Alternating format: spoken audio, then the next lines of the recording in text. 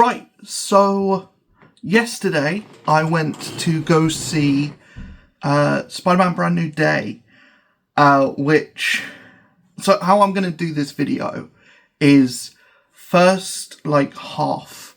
I'm going to try and do first half. I have no idea how long this video is going to be. It could be 15 minutes, it could be an hour.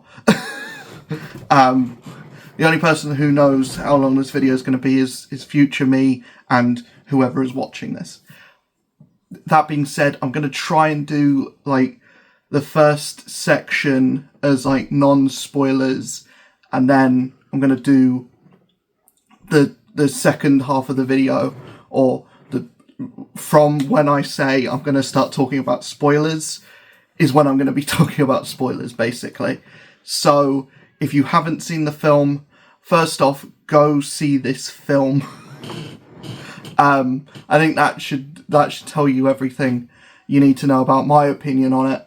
I think of all of the MCU Spider-Man movies, this feels the most or this basically is what I've been hoping for since basically the end of Homecoming, or basically since Spider-Man showed up in Civil War.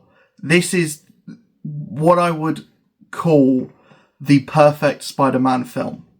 I would go in as far to say this is a perfect example of why the MCU works, and what works about the MCU, and why a shared universe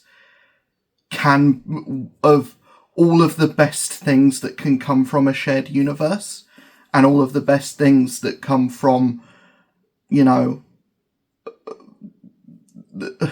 this kind of exemplifies what people have loved about comic books, especially Marvel comic books, for so long. The fact that any character can show up at any time, and you can kind of just shove anyone in there, and it makes sense. And the MCU has gotten to a point where you can have a montage of, and this is in the trailer, you can have a montage of say Spider-Man just being up on a load of his C-list, D-list bad guys. Like we see in the trailer, there's a shot with Tarantula, there's a shot with Boomerang. The Boomerang costume looks so good for what is essentially a second of screen time. And there's some other villains thrown in there as well that aren't in the trailer, and also Scorpion is more in this movie than the other villains are, but he's not a main character. He's not the main villain. He's not really even that much of a threat. He's just kind of a plot device in this movie. And that's where talking non-spoilers is difficult with this one, because the trailer only shows so much. The trailer is brilliant at showing this is street level Spider-Man. But as far as the actual plot of the film, from about halfway in, the entire second half of the film is all spoiler stuff. So I can't talk. Even the main antagonist of the film is a spoiler, so I can't really talk about that until the second half. Getting to see Hulk as the Hulk again, and that basically being where that character ends off, opens the door to more Hulk stories. And hopefully, now that the Universal rights are more lenient, more open to things that they can do with the Hulk, hopefully we get more stories with a more savage Hulk, because I know a lot of people didn't really like an intelligent Hulk, and I feel like personally it came too soon. maybe if I think the thing that kind of killed momentum for an intelligent Hulk was that he didn't do anything cool with that. And that one of the first things they get Hulk to do as soon as he's intelligent is dab, which, you know, immediately dates that movie and also just kind of makes the audience cringe. Getting back to a savage Hulk, and this kind of being almost the scariest Hulk has been in the MCU, if just because the two people that are dealing with him are street level characters, and that's kind of a spoiler, but they did reveal that scene in San Diego Comic-Con. The other thing, the Punisher in this movie, I know that there was a lot of concern about whether this was going to MCU-ify the Punisher. The Punisher is more lighthearted in this film than he has been before, but I think that is to do with the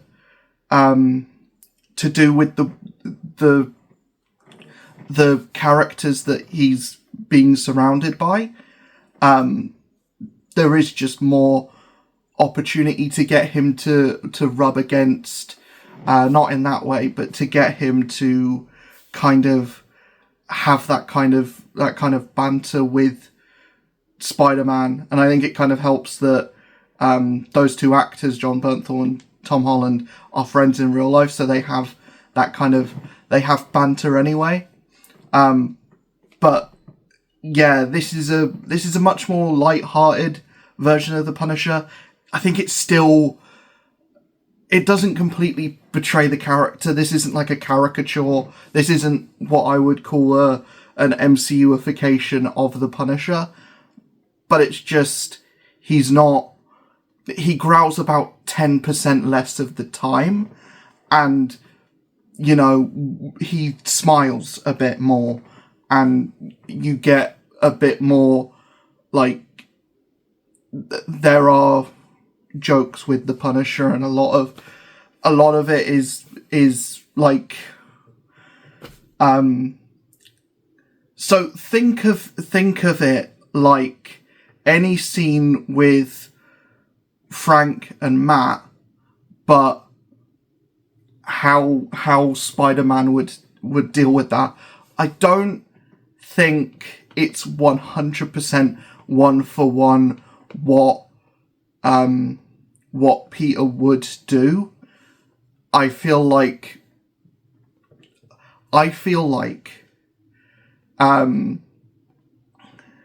MJ is only taken to Frank for her protection because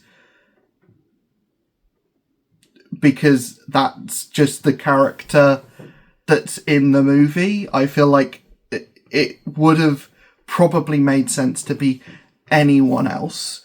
It probably would have made sense for it to be it would have made sense for her to be dropped off at Avengers Tower with the new Avengers. But that's also breeding into spoiler territory, which I want to avoid until the latter half of the video. But yeah, sure, it does feel like she's only taken there for the reasons of to get more screen time with the Punisher. And, you know, I always like more screen time with the Punisher, but it feels like there could have been a plethora of other characters that she could have been dropped up with and probably have been more safe. Maybe it's the case of whoever's doing the mind hoppy thingy, which is a spoiler, by the way. Whoever's doing the mind hoppy thingy would never think to go to Frank Castle. But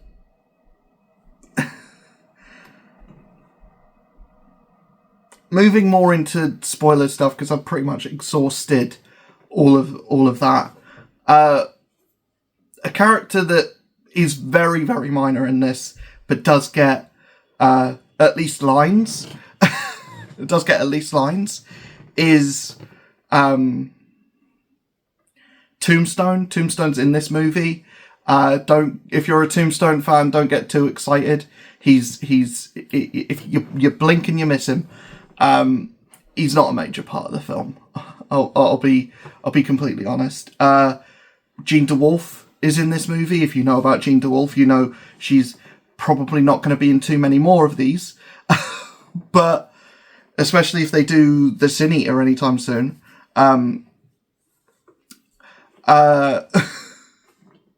If, you know, I like that character is a thing. It makes sense if you're doing a more street level Spider-Man.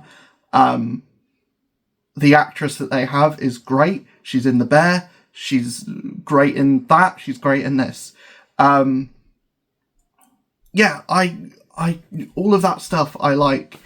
The stuff that I don't like in this film revolves around the villain, and kind of revolves around not even a villain, not even a villain. So it's revealed. So first of all, the reason why I said that he could have taken MJ to the New Avengers is because early on in this film, Spider-Man just chats with Yelena Belova in a hot tub, of all places. And, you know, that's a cool scene. Whenever you get to see that character, it's always fun. But, yeah, essentially it's the same conversation that he has with Tony Stark in Homecoming, where it's basically like, yeah, this is what you're dealing with is below our pay grade, so you're kind of on your own with this. And then eventually it gets to the point where it's not below Avengers pay grade anymore. It never gets to a point where it's like cosmic. It never gets to a point where it's like it never gets to a point like the latter two or the previous two Spider-Man films. It never gets that far, but I don't like the character that they chose to be the...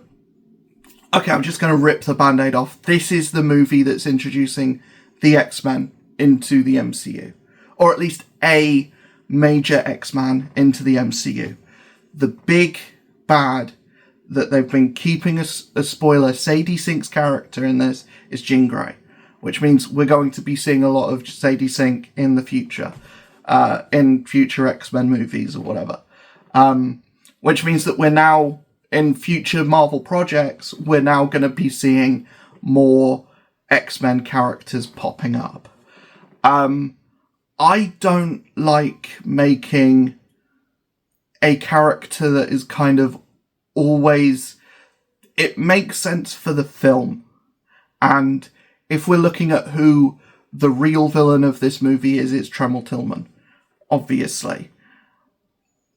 But there are still some, like, invading Mary Jane's mind and making her, first of all, making her kiss Spider-Man without consent is weird, but also making her jump off a building, that's kind of, it's like Peter says, whoever you are, this is messed up. It very messed up.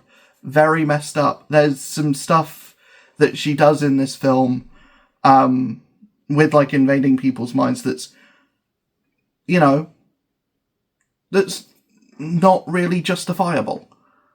Mainly the stuff with MJ, because we know that the damage control people are not good. So, yeah, any of them that get hurt or die doesn't really...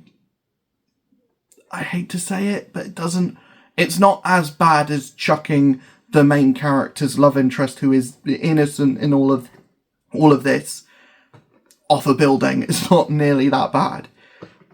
So yeah, it kind of starts a character that should be likable off as a bit unlikable. She does get redeemed by the end of the film, obviously, and, you know, we get her backstory and why she's doing what she's doing, and it's sad and that, but still, MJ's been mentally scarred. She got chucked off a building. That kind of, you know, isn't... yeah, it's a bit far for me anyway. But I like that we're now starting to get like breadcrumbs of the MCU, and I like that we're not just gonna jump gung ho into introducing all of the X-Men in the X-Men movie. And it's kind of confirmation that they are going younger with the actors that they're getting. I don't have a fan cast for really anyone. Apparently that guy from Night of the Seven Kingdoms wants to do Beast, and I mean, he's big. So he's considerably taller than Sadie Sink anyway. So makes sense on a scale wise. Can he do smart? Can he do like actual smart? I mean, anyone can act their way through anything if they're a good enough actor. So, I mean, give him a shot, maybe. I have no idea about anyone else. I don't really know. All I can kind of say is let Marvel cook. They're usually really good with castings. Ryan Gosling as Ghost Rider. They're usually really good with getting the right people for the right roles. Like I said, this movie, they've got a really good Jean DeWolf. And we also get that shot from Civil War, kind of out of the context of Civil War, obviously, but we get the shot of Frank holding Spider-Man after he's been grievously injured, but instead of taking him to Captain America's base, he just takes him to Bellevue Hospital. But yeah, it's a you know, I like that the MCU is kind of leaning into more actually trying to do specific panels. Like they started with Homecoming with Spider-Man lifting up the building, and then we got to in Endgame we had a similar thing with Hulk lifting up like a mountain. So I like that. I would prefer if they actually went into adapting actual stories one for one. But in terms of this movie, I think they did a brilliant job with all of the street level stuff. I'm not completely sold on Jean Grey. I think that character does some things that aren't great in this film. I think she goes from acting like 100% evil to like when she finds out that Spider-Man can you know evade being like mind hopped or possessed, essentially. Once she finds out about that, she does go kind of evil, and then it switches once we find out that Damage Control are doing all these things. Yeah, I even in the back of the cab, she's like in a coat, like it. Yeah,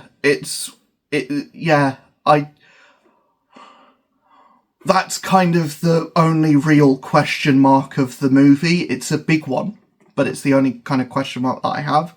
I'm excited to see what other actors they get to play the other X-Men. I'm excited to see what they do with that going forward. It is kind of the big thing to look forward to now. Doomsday's around the corner. That's going to be the big sign-off for the Fox universe. And Secret Wars is going to be a big sign-off for everything, really. From what I understand, is it's going to work like Secret Wars 2015, where it's not a hard reset. It's more just a big event that's going to have lasting impact, and some of the Fox characters or some characters from other things are probably going to be brought over. And if I were a betting man, and I'm not, I would say that at the end of that movie, we get a live action Miles Morales. I would say at the end of that movie, we get Tom Hardy's Venom coming over to the MCU. I would say that we probably get Quicksilver back. I would say, if I were a betting man, and then we get recasted OG Avengers, maybe, if I were a betting man. But I don't know. And if there's any Fox characters that come over during the incursion, maybe Hugh Jackman's Wolverine, or he dies for real in Secret Wars. But yeah, after credit scene, there's a Spider-Man in space.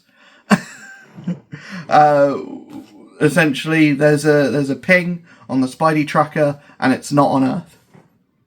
That's the after credit scene. What does it mean? Possible incursion. That's possibly Miles Morales from the other universe. We've got to see what the end of Spider-Verse is, probably to understand what that is. I don't think it's the most exciting thing in the of any after credit scene.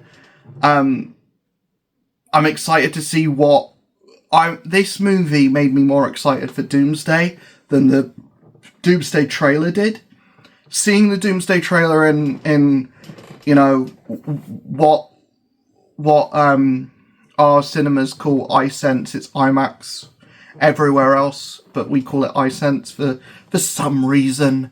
But seeing that trailer and on the big screen, it does look it's more exciting seeing it on the big screen than it is seeing it on a TV, obviously.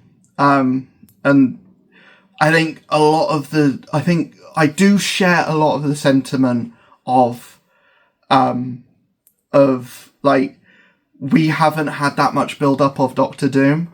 But if you look back on it, how much build up did we actually get of Thanos? One extra after credit scene and 10 seconds in Guardians of the Galaxy wasn't that much more. And we've had more build up for X-Men being in this. Does it kind of suck that the Marvel stuff, the stuff from the after credits of the Marvels, may not even really be addressed, because those actresses have said that they're not in Doomsday.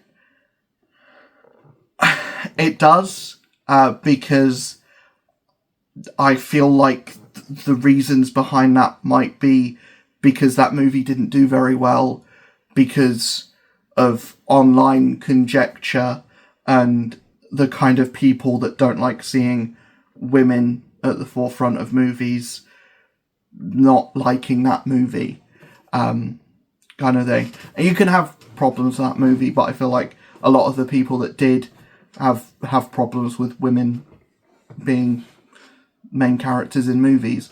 Maybe. That's just me saying it. That's just me saying it. That's just my hot take of the video.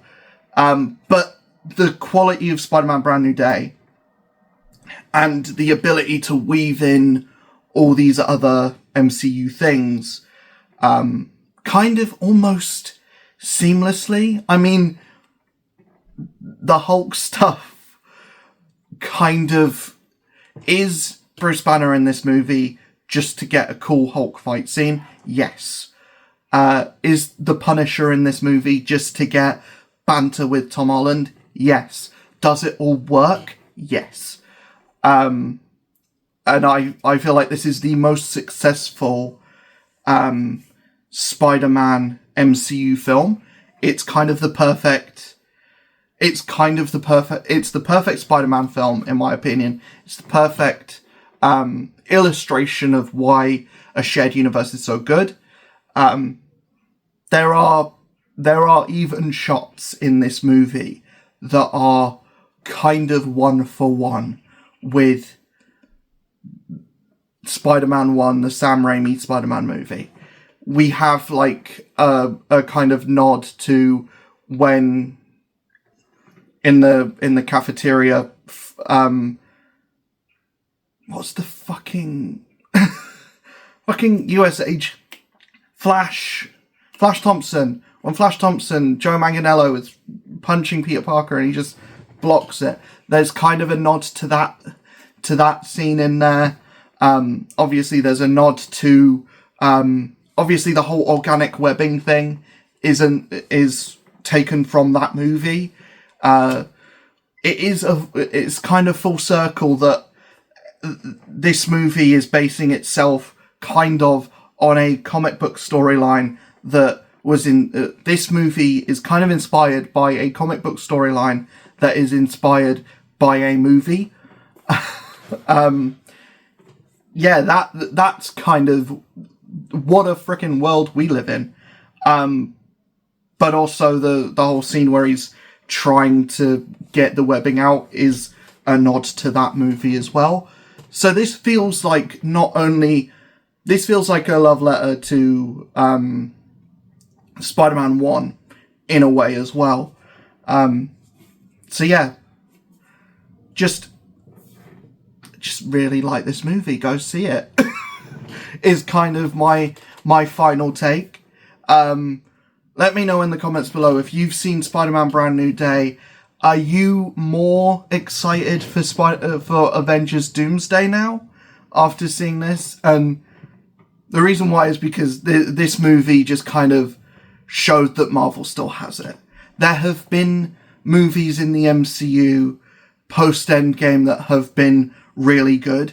I cite the two that came out. I cite two of the movies that came out last year, the two most recent ones. I cite not a movie, but Daredevil Born Again, both seasons. Season 1 less so than Season 2, but both are great. That's the other thing, no Daredevil in this.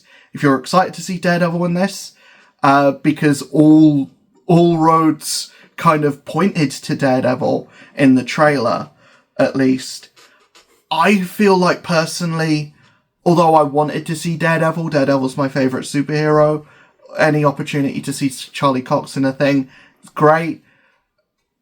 I don't feel like he was needed. I feel like it might have been one step too far to shove him in this movie as well.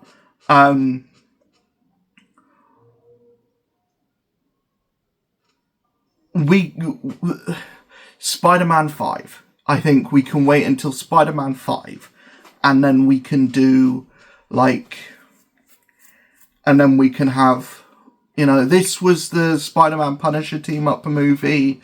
Spider-Man 5 can be the Spider-Man Daredevil team up movie. I like the idea of that. I like the idea of Spider-Man movies now being an opportunity to give life and see on the big screen characters that we've only seen on the small screen. If Spider-Man 5 is an adaptation of Shadowland, that would be amazing. That would be great. Do that, please. I just want to see Spider-Man. I just want to see Spider-Man with all of the street level characters. I feel like the MCU is building to that in a big, big way. But yeah. Let me know in the comments below, did you like this film? Are you more excited for Avengers Doomsday? I keep wanting to call it Spider-Man Doomsday. Are you more excited for Avengers Doomsday after seeing this? Did you not like it? You're allowed to not like movies. Did you not like this one? I'd be very hard-pressed to find someone who didn't like this movie. And what do you think of this being the movie that introduced Jean Grey, and this being the movie that introduced the first new X-Men character? Obviously, we've had cameos and callbacks to the Fox X-Men, but this is the first introduction of the MCU's X-Men. I think, personally, Sadie Sink is a great Jean Grey. Going younger, that's who I would have chosen anyway. I have no idea about the rest. Go hog wild. I trust in the MCU again. When it comes to, like, Thunderbolts, Fantastic Four, and the 2 Daredevil seasons, I kind of have faith in the MCU again. I feel like it's going upward trajectory now. Had a few rough years, but who doesn't? Not all of them are going to be winners, and thankfully the last few have been. So hopefully Doomsday just carries on that upward trajectory, and it's kind of a shoot way up. But yeah, I'll see you guys in the next one. Hopefully you enjoyed. Also, charity stream starting on Twitch 9 PM tonight, August 2nd. Hope to see you guys there. And I will see you guys in the next one. Peace.